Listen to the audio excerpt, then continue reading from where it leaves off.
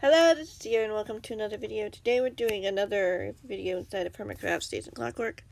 As you can see, we're on story 10, which is the perspective of Scar, Good Times with Scar. And we'll be on episode 39. Yeah.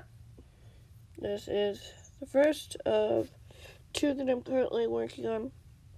This one's already done. I am planning to work on the other one soon. But you'll see when that comes out. Yeah. Chapter 1. It had been a few days since Scar and his friends had returned from Stampy's world after the celebration that they had in the park, which was now donned with memorials for Benji and Corey. For the moment, Fluffy's memorial still remained intact, though, as it turned out, she was still alive. According to Stampy. It hadn't been the only good news, though, and the reason why they'd been invited. Stampy had finally been able to capture his target in a trap, thus stopping the villain from escaping, trying to steal his dogs or take over the world again. Well, that was the idea, anyway, since Viva Dash had left as soon as she realized what was going on. Of course. This was all from Stampy's account, and Scar had no other reasons not to believe the cat. He seemed very happy and accomplished that he just went along with it. It wasn't easy to finally have a hand on stopping an enemy that had been haunting you for years, so to speak. It'd been a great time there, though, playing games in the Funland with Jem and the others who resided in the world, but by now he'd already forgotten their names. He didn't mind that so much. He was coming back from the makeshift mine that he had with Devon right behind him.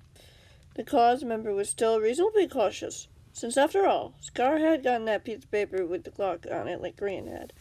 From what he could gather from conversations, so at impulse, seeing as the two hermits had been attacked the night he'd gone to the lovely world with Jem and their escorts.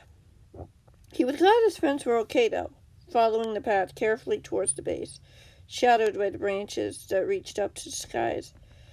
It appeared to be late afternoon, as the sun was slowly inching to the other side.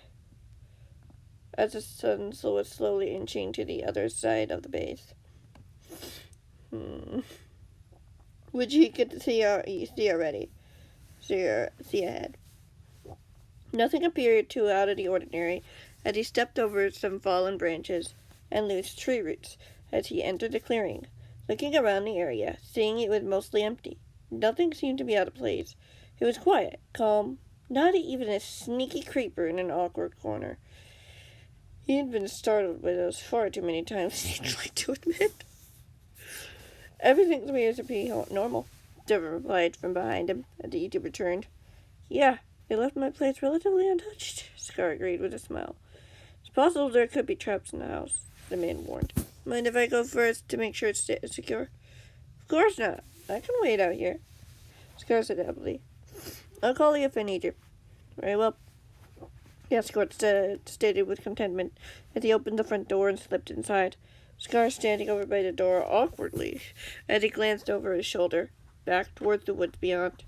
He stepped back from the door as he leaned onto the wall, casually, glancing around his surroundings quietly, wondering how long he should give Devon before going in himself. He knew it was better to wait, but something about standing out here alone didn't sit right with him. It was far too still, far too calm. He couldn't hear the birds making a ruckus in the trees. Couldn't hear the passing miles wandering through the woods. Not even the groan of a zombie who had escaped his fury fate temporarily. Absolutely nothing. He glanced back over at the door warily, brushing one foot back and forth at the grass beneath him. The shadow of his foot grew and shrunk as he moved it before he gave up on the venture and began heading for the door. That's when he finally heard something that made him stop in his tracks.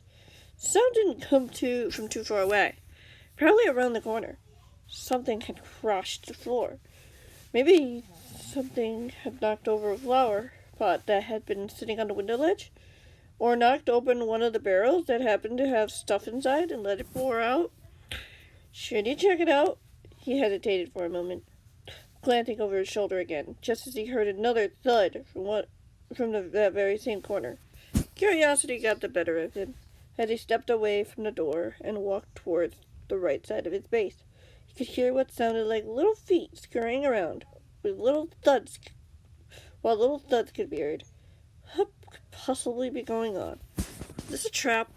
Surely the men wouldn't be able to pull something like this off, right? Besides, he hadn't seen or heard from them in days. They'd probably already forgotten about the fact that he'd been gifted an omen by them.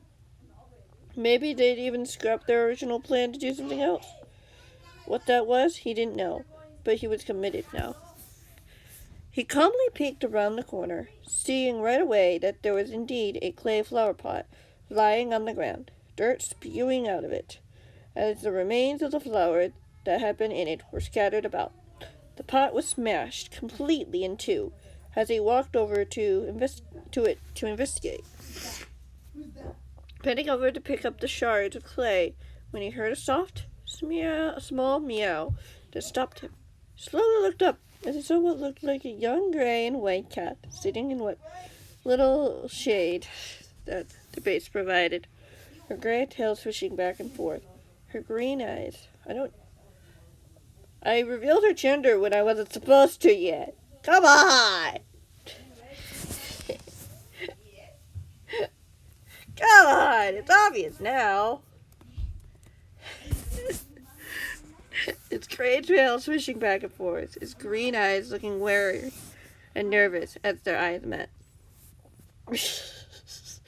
Why, hello there, little one, he said gently, looking down to see the cat had been playing with what appeared to be a tulip bulb. She smiled. I don't think you should be eating that. Are you hungry? The cat meowed again, standing up slowly while he took a step closer. He took out a single fish from his pocket, held it out. Don't worry, I'm not going to hurt you. He waited silently as the cat stood there, half sitting, before finally completing the motion as the cat cautiously creeped towards him, sniffing the fish warily. The hermit could feel the cat's whiskers tickling his hand gently as the cat nibbled at the fish. Go on, you can have it, he replied gently, trying to encourage the cat, noticing that it wasn't wearing a collar. How had a stray cat wandered its way over here? The nearest village was miles away. No matter. He wouldn't mind a new friend, if the cat accepted, of course. A moment passed as the cat took the fish from his hand and began to eat, looking over at him warily. But when the cat realized that he wasn't going to steal the fish back, the cat looked away, focusing on the meal until it was finished. The cat stood up again and walked back to him, sitting at his feet expectantly. You want more? He asked knowingly, as he carefully took out another fish and held it out for the cat. You sure are a hungry one. The cat meowed again as it took the fish from his hand, taking its time to eat the fish as Scar watched, not sure what he should do. Should he try to picking it up? Did the cat trust him enough now? Once the cat was finished, he waited as it stood, glancing briefly back towards the woods before meowing up at him. I mean, I do have a warm bed at home, he said curiously, half wondering if the cat could understand him. The cat meowed again as it walked over to him and rubbed against his leg, letting out a contented purr. Oh, aren't you sweet? Do you have a name, little one? The cat meowed again as Scar knelt down. The cat startled for a moment. It jumped back, but then trotted back to lay down at his feet. Scar smiled as he reached down and gently stroked the cat, realizing pretty quickly the cat was a girl.